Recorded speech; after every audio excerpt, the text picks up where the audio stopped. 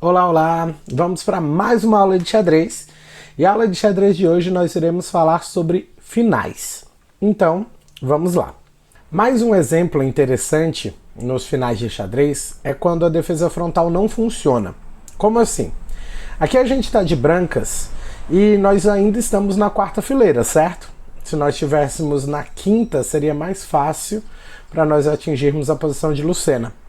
Mas aqui a gente consegue ganhar graças à coluna A.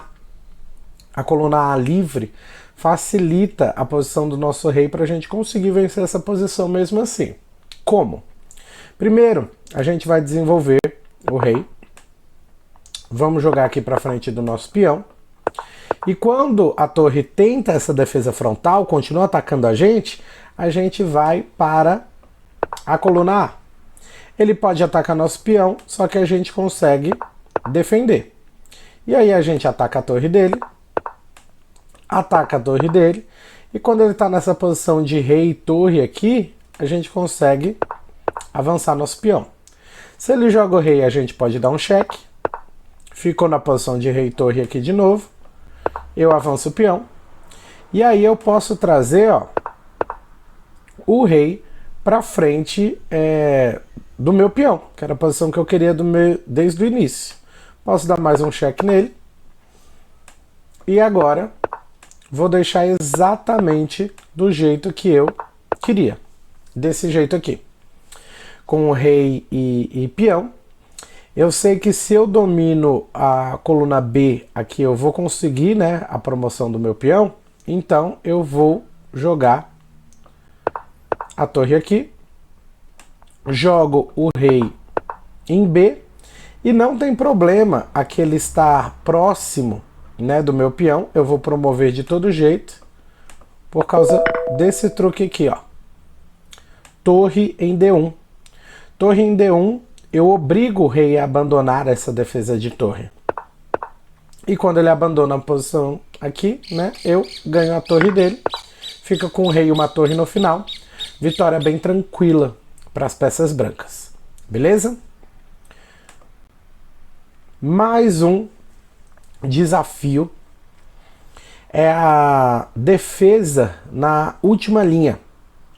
Aqui a gente está de brancas, né? E esse peão que as pretas têm, se ele for um peão de cavalo, essa defesa ela funciona. Se for um peão de G ou um peão de B. Aqui eu vou ficar deixando o meu adversário desenvolver o peão, porque quando ele chega aqui em G2, eu posso dar um cheque que ele não defende mais o peão, né? Ele não consegue proteger para cá por causa da torre e aqui por causa do rei. E se eu mantiver a minha torre aqui em C3, por exemplo, ele já pode abandonar esse peão, porque ele não consegue mais protegê-lo. Ele pode tentar continuar repetindo as jogadas que não vai chegar em lugar nenhum.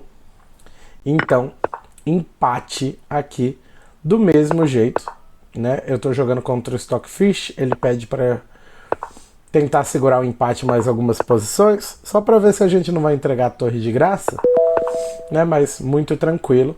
E aí a gente consegue chegar na situação de empate de uma forma bem tranquila.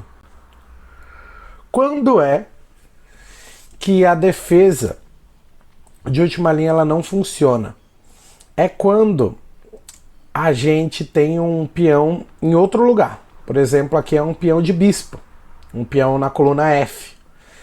Então, se a gente começa esse ataque, por exemplo, com torre em G2, cheque.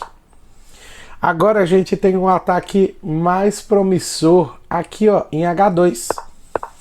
Porque ou a gente daria um checkmate, ou a gente ganharia uma torre. Ele preferiu jogar o rei aqui. Beleza. A gente faz essas trocas de torre, né? A gente não ganha torre grátis, mas a gente faz essa troca. E a gente tem um peão a mais. Então trocamos, conseguimos a promoção de peão. Aqui é uma posição tranquila para a vitória das pretas. Ok? Mais um exemplo. Dessa vez é torre contra torre e peão. E aqui a gente tem a posição para as brancas. E que a gente precisa fazer o seguinte. A gente precisa promover esse peão, certo? E para promover esse peão, a gente precisa chegar com a nossa torre aqui em B8. Antes que o rei do meu adversário chegue aqui na casa C7. Então, o desafio é esse. É conseguir chegar aqui antes dele chegar aqui. Porque se ele chegar aqui, ele consegue empatar. Se eu chegar em B8, primeiro, eu consigo vencer essa posição. Então, o que eu vou fazer? Eu vou jogar primeiro aqui em C2. Depois eu jogo em C8. E pronto. Consegui chegar em B8 antes dele chegar na posição de C7. E agora que eu consegui, eu posso tirar o meu rei. Vou tirar primeiro o rei aqui para B7. Ele está pensando um pouco mais. Me deu um cheque. Ele não vai querer trocar as torres agora, porque senão eu ganho com um peão a mais. E eu me escondo aqui atrás do rei dele. Qual é o detalhe agora? Quando ele joga G1, ele está ameaçando um checkmate. Ele quer jogar aqui em G8. Ele me faz um cheque.